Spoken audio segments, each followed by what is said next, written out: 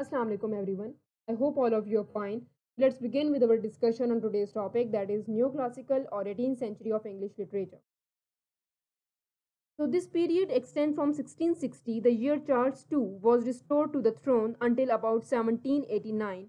The prevailing characteristic of this literature of the Renaissance had been its reliance on poetic inspiration on what today might be called imagination. It is also referred to as a neoclassical or golden age. This age is broken down into three parts. The first part is Restoration period. The term often used to refer to the entire period from 1660 to the fall of James II in 1668. And in English literature, the Restoration period often called as Age of Dryden. The second part is Augustus period because it took name from Roman Emperor Augustus, whose reign was characterized by the great political and social stability. The third part is the age of Jonathan because of the famous writer Jonathan Swift, and his works and books are famous in that age. So, the some of the characteristics and features of 18th centuries and the era of enlightenment are: it emphasized logic and reasoning. It was preceded by the Renaissance, and it also followed by the Romantic era. Neoclassical period ended in 1798 when Wordsworth published the Romantic lyrical ballads. 18th century was the dawn of novel as well. There was also the introduction of newspaper and literary magazine. This indicates the 18th century was also a time of influential changes in the distribution of text, including the development of novel as a new genre. So some of the important prose writers and their works in 18th centuries include that 18th century period is supported or supposed to be a very fertile period in the development of prose work. The writer slowly turns in reasonable things. The prose was thought to be a good medium in order to express more elaborate ideas and arguments. The early development in journalism also gave rise to the prose work to some extent. The first example is Daniel Defoe. Daniel Defoe is a good prose writer as well as the first English journalist. He began to publish the early London newspaper while Daniel Defoe wrote famous novel Robinson Crusoe in 1719. It is a story based on the real event or real events of a sailor who sailed with his captain and was left alone on an island for 4 years. The second important prose work is Pamela. Pamela, written by Samuel Richardson in 1740. It was the first English novel of 18th century. Pamela is written in the form of series of letters.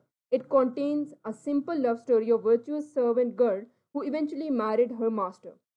The third one is Lawrence Turner. He revealed a whole new concept of form in novel by writing his famous novel Tristram Shandy in 1759. It gives surprise and confusion to the reader. The hero actually appears in the middle of the novel.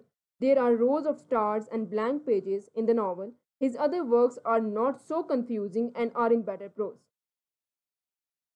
So some of the poets and their works also is also there in that era of 18th century. So important poetic genres of this century include mock epic. Mock epic, also called mock heroic, is a form of satire that adopts the elevated heroic style of the classical epic poem to the trivial subject. The outstanding English mock epic of this century is Alexander Pope's The Grape of the Lock in 1712 or 1714. The second one is ode. In 18th century, poets were quite successful in writing odes. Poets looked to Pindar or to Horace as a model for writing odes. The third one is elegy. Important elegy of this century include elegy written in the country churchyard by Thomas Gray. The fourth one is satire. The 18th century was, of course, the golden age of satire. Satirists such as Jonathan Swift and Pope attacked the frivolity of frivolity of polite society, the corruption of politics, and false value in all the arts. So, some of the important poets are Alexander Pope. He is best known for his satirical verse, his translation of Homer, and for his use of the heroic couplets. He is the second most frequently quoted writer in the Oxford Dictionary of Quotations after Shakespeare. Alexander Pope was a central figure in the neoclassical movement of early 18th century. The second one is Robert Burns. Robert Burns recorded and celebrated aspects of farm life, religional or regional experience, traditional culture, class culture, and distinctions, and religions, religious practice and belief. He became the national poet of Scotland. He is often called as a pre-romantic poet for his sensitivity to nature, his high valuation of feelings and emotion, his spontaneity, his fierce stance for freedom and against authority, his individualism, and his antiquarian interest in old songs and legends.